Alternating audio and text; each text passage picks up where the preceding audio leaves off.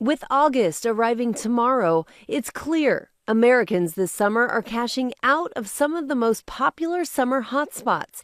Las Vegas especially hit hard, with visitors down 11% from last year.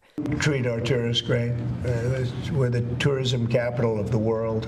There's no place like this. You're preparing for your dream trip to the United States. Flights booked, hotel chosen, itinerary packed. But then, one email from the embassy shatters everything.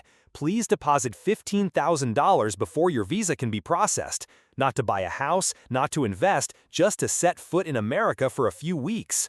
Since August 2025, the U.S. State Department has been running a 12-month pilot policy requiring such deposits from visitors from 23 countries with high visa overstay rates.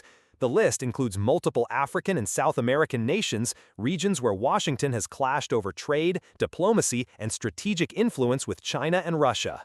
This policy didn't appear in a vacuum. It's an extension of the hardline immigration stance from Donald Trump's presidency, the same era that saw travel bans on several Muslim-majority countries, tighter work visa controls, and the Mexico border wall. The idea that everyone entering the U.S. must prove themselves has now re-emerged in the form of a massive cash deposit.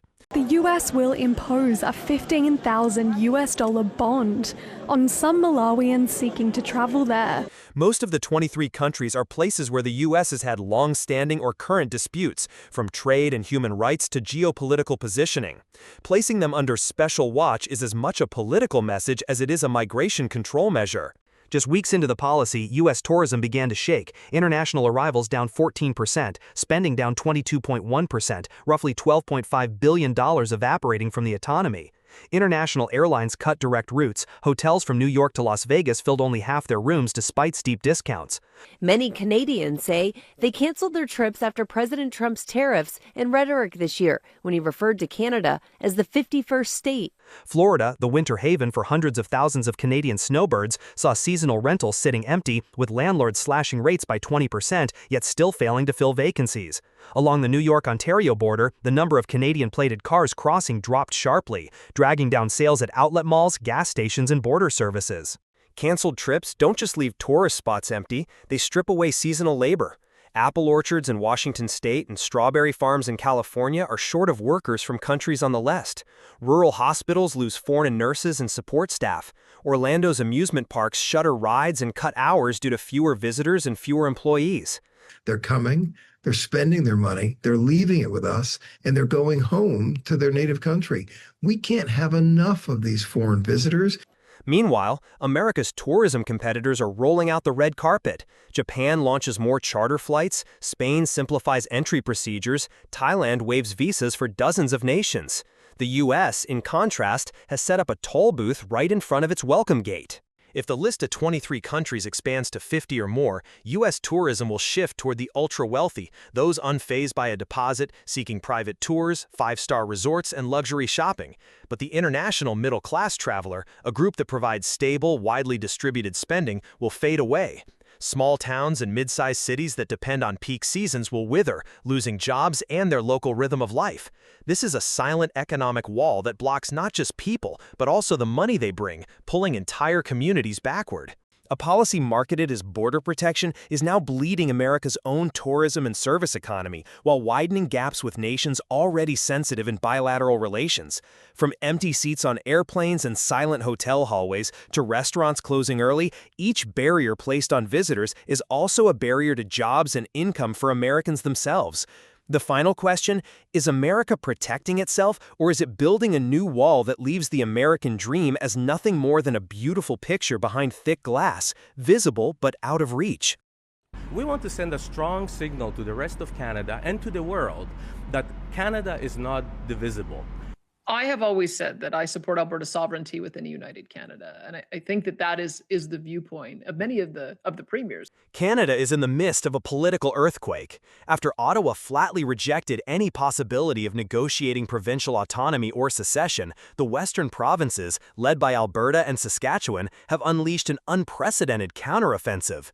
This is no longer about complaints or symbolic protests. This is a soft secession strategy, rewriting laws, restructuring the balance of power, and acting as if the Federation is nothing more than a name on paper. The Prime Minister's message was clear. The Constitution offers no path for provinces to leave the Federation, and national unity is non-negotiable. But instead of calming the situation, his words were seen in the West as arrogance and dismissive. Part of the conversation is about the amazing opportunities for Alberta today and for Canada today to build.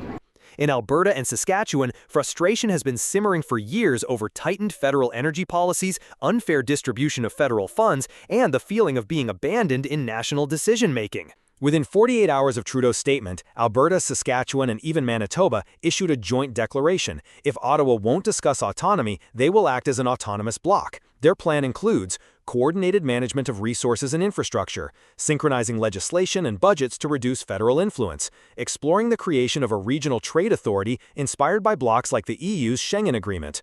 The Premier has repeatedly said she supports Alberta staying in Canada, but she and her Justice Minister have called on Elections Alberta to let the vote go ahead so the people can decide. Relying on Section 92 of the Constitution Act, which grants provinces control over resources, education, and certain economic areas, they are pushing the limits of provincial authority as far as legally possible. Provincial sovereignty laws allowing provinces to refuse enforcement of federal legislation deemed harmful to provincial interests. Creation of the Western Energy Consortium to take full control of approving oil, gas, and renewable energy projects, cutting out federal agencies. Direct negotiations with U.S. states like Montana, Texas, and North Dakota, opening trade offices in Houston and Washington, D.C. Exploring independent policing, pension funds, and security models to reduce dependence on national systems. Ottawa initially dismissed this as symbolic politics, but the speed and coordination of the Western strategy have forced the federal government to adjust, even considering changes to equalization payments to ease tensions. Yet the West's response has been cold. The era of symbolic gestures is over. They want structural reform, not promises. This is not an outright secession, but the construction of independent infrastructure within the shell of the Federation. If Ottawa remains firm, escalation scenarios could include withholding or reducing federal transfer payments, launching mass legal challenges to delay federal policies, slowing the flow of energy and agricultural products to the east. At that point, the debate will no longer be a theoretical unity versus separation argument, but the practical reality of self-governance and forcing Ottawa to negotiate. The Canadian Federation is facing an unprecedented stress test. Alberta and Saskatchewan aren't talking about leaving, they are living as if they already have. Laws, the economy, diplomacy, all are being reshaped so that power begins in the West, not in Ottawa.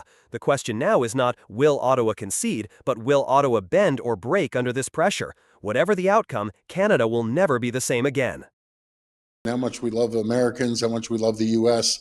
And as I've said on this show many times, that a tariff on Canada is a tax on the American people. President Trump hit Canada with an increase of 35% tariffs last Friday. But both sides of the border are still negotiating for a mutually beneficial deal. Canadian officials tell me they're expecting trade talks to take a while, saying things are moving slowly. U.S.-Canada relations are at a breaking point. No more polite diplomacy. No more forced handshakes. In a bombshell interview, Ontario Premier Doug Ford declared, Trump is the most disliked politician in Canada. And he's not exaggerating, because what President Trump is doing doesn't just infuriate Canadians. It's hurting American families, killing American jobs, and isolating America from its closest ally. The Trump administration has unleashed the highest import tariffs since the Great Depression. Mexico 25%, Canada 35% if they fail to fully comply with USMCA. Other nations like Switzerland, India, Vietnam, China, and more are being hit with 20 to 50% tariffs. He did say there's one way all countries could get out of a tariff hike in this scenario. But if you're building in the United States of America, there's no charge. The result? Skyrocketing prices, shattered supply chains, and global trade chaos. Ontario Premier Doug Ford didn't hold back. Trump isn't just punishing Canada, he's attacking his closest family member. Ford reminded Americans, Ontario alone supports 9 million U.S. jobs. Canada is a lifeline for U.S. industry, and Trump is severing that line. Over 37,000 Americans have lost jobs since the tariffs hit, and the toll is rising. He's probably the most disliked politician in the world in Canada because he's attacked his closest family member, and that's the way we look at it. A tariff on Canada is a tax on the American people, Ford said bluntly. Trump isn't protecting Americans, he's hurting them. Canada isn't retaliating with bombs, it's walking off the battlefield. Instead of tit-for-tat tariffs, Canada is diversifying, decoupling, and defending itself. Trade with the EU is up 25%. Exports to the UK have jumped 30%. Ontario alone attracted over $40 billion in new investments. Canada is reshoring manufacturing that used to rely on American supply chains. Ford made it clear, "We will outlast the Trump administration, and we will never bow." CNN reports confirm the damage. Prices on electronics, toys, alcohol, clothing, shoes, watches, and steel have all surged. Families are paying 20, 30, even 50% more for everyday goods. American manufacturing is shrinking. Businesses are relocating to avoid tariffs. President Trump says he will impose a 100% tariff on computer chips sometime soon, but he didn't give an exact timeline. But that could impact prices on electronics, cars, and appliances.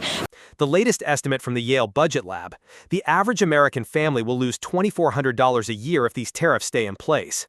So much for bringing jobs home. The truth is, factories are shutting down. Workers are being laid off. Families can't pay rent or mortgages.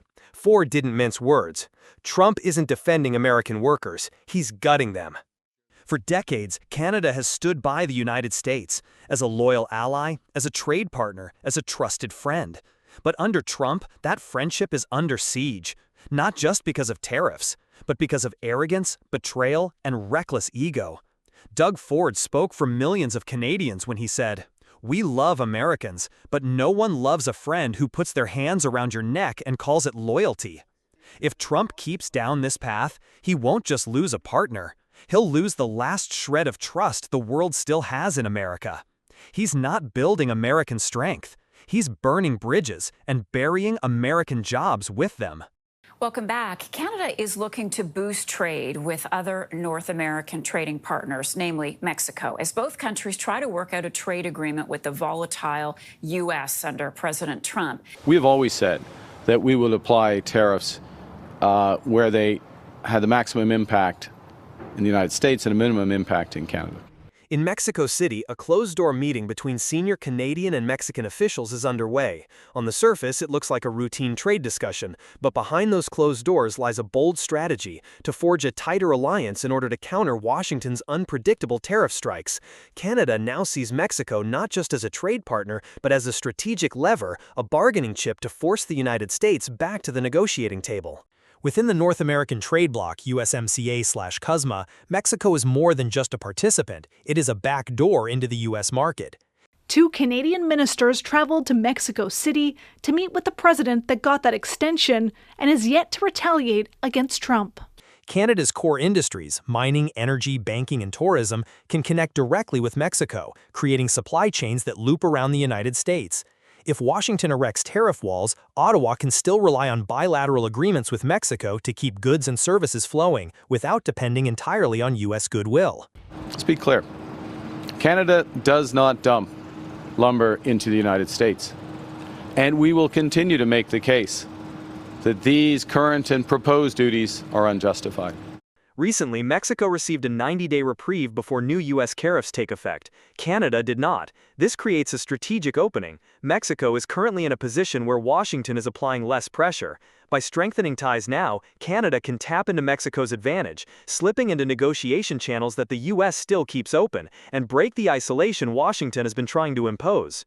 Canada has chosen a direct, confrontational approach, strong pushback, retaliatory tariffs, and public opposition to Washington's trade policies. Mexico, on the other hand, has chosen to keep quiet and concede on certain demands, such as tightening border security, to avoid open conflict. So you're saying that Canada's not respecting that agreement, that trade agreement?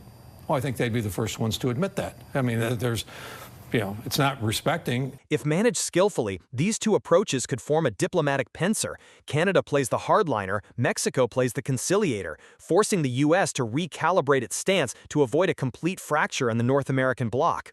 Protecting North American supply chains, keeping trilateral trade flowing even under new U.S. tariffs. Boosting cross-investment, encouraging Mexico to invest in Canada, particularly in food processing, energy, and banking. Adding political pressure on Washington. Expanding influence, using Mexico as a bridge into South American markets, helping Canada diversify exports and reduce dependence on the U.S. This strategy carries serious risks. If Washington realizes Canada is using Mexico as a workaround to bypass tariffs or gain leverage, the backlash could be severe. Heavier tariffs, stricter measures in sensitive areas like energy, or tighter border controls. Moreover, Mexico has its own priorities and will not hesitate to adjust its position if an alliance with Canada threatens its own standing with the U.S. The meeting in Mexico City may last only a few days, but its significance goes far beyond a routine diplomatic trip. It signals that Canada is willing to play a high-stakes game, turning Mexico into a strategic lever to break U.S. dominance. In this power play, Ottawa is betting on its ability to coordinate two very different diplomatic styles, Canada's blunt directness and Mexico's subtle flexibility, to force Washington to rethink its moves. If the gamble pays off, it could mark a major shift in the balance of North American trade. But if it fails, Canada could bear the full weight of U.S. retaliation, a price that may far exceed anything Ottawa originally calculated.